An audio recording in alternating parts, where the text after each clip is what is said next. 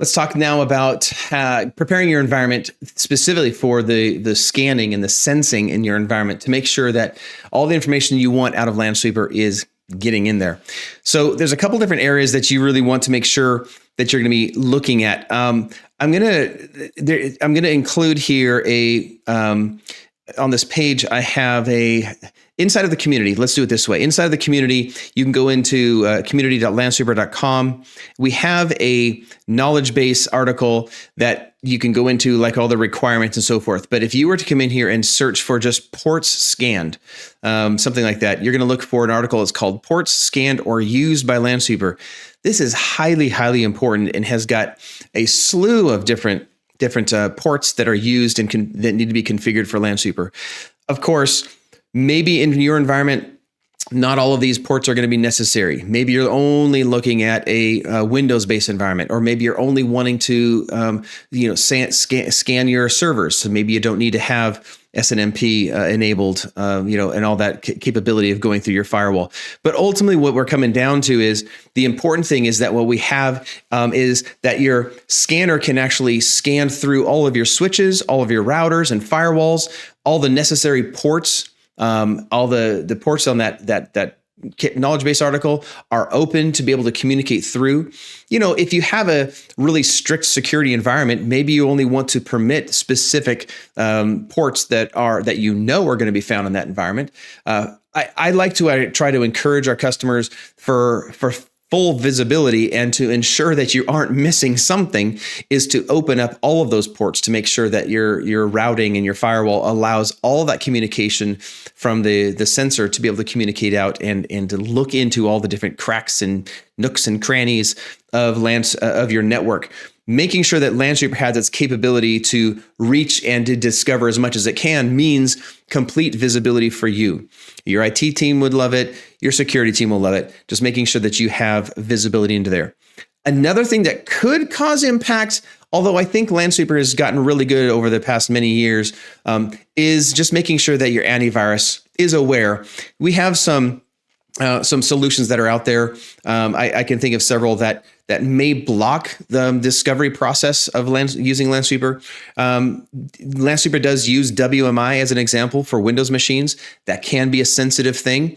Some antiviruses may actually block the sensor from being able to come in. So configuring your antivirus to be able to allow communications from that sensor machine would be probably the best thing to do, rather than just saying allow any communication from anything to be able to access WMI. But making sure your antivirus software is also prepared. Another area I want to address is making sure that in this list of ports scanned and used by Lansweeper, that there's a couple I would like to highlight. So first one I really want to look at is this third bullet point. This third bullet point is going to be the one that is used for Active Directory domain controllers. So you want to make sure that 389, the TCP 389 is open for LDAP. This is really important to be able to communicate 88 as well in order just to have thorough discovery and access to your Active Directory. Another one is bullet point here is this fourth one. Specifically what I'm thinking about with this fourth one is the Windows computers to be able to 135 is critical, 139 is critical. They're all critical.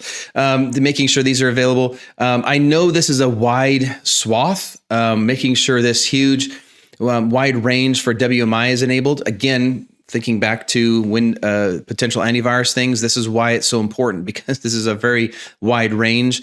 I know it's a sketchy thing. You might try with some security rules and so forth around configuring WMI, but ultimately what we recommend is having these wide ranges open for WMI and Windows communications.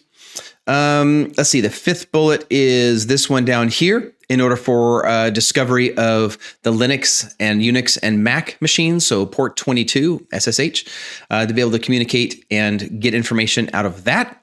Another one is number 6, which is the VMware. This is a really critical one as well, to be able to communicate and look into the VMware. 443 is really needed to be able to see through into that secured website, to be able to pull the information out of the VMware environment. And of course, this one has got this seventh one is riddled with a whole bunch of them. But one I really want to emphasize is this ping. Ping is really important to Lansweeper to be able to see if and query if a specific IP address has a response, if there is an asset that is on that. If ping is not enabled, what's going to end up happening, you would turn it off in the actual discovery process, and it's going to then query every single IP. It takes much longer for Lansweeper to be able to scan because it's going to look for, is there a Windows device? Is there an SSH device? Is there an SNMP device? And it's going to do this for every single IP. And it takes a lot longer rather than just pinging and saying, is there something back here? And then it can start querying.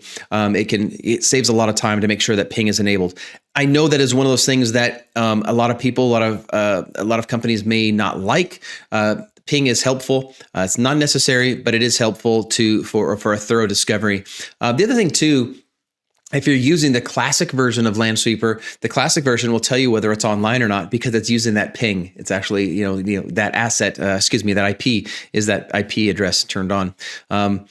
That is I think those are the areas that I would probably address in this list. I wanted to call out before we move on from that. I think the last thing I would say about this is what I like to call least access instead of least privilege. Least access in this situation, my mind thinks about making sure that port 443 is open for that internet access. 443 also to be able to for IT agent to be able to communicate out to the cloud, that 59525 is available. And then maybe only, even though we already talked about this a little bit, maybe only allowing those certain ports on those particular VLANs to be able to communicate. To me, that's a least access that at this point, at least you're discovering what you should really know is on that network. And sometimes security teams don't like to just open up everything. So a least access approach might be a great way to start by demonstrating this is what we can find. And maybe future, you can start open this up to have more ports available. Let's go into next some of the installation process and start looking at some of the requirements for the hub and the sensor, making sure those servers are configured and ready before the deployment starts.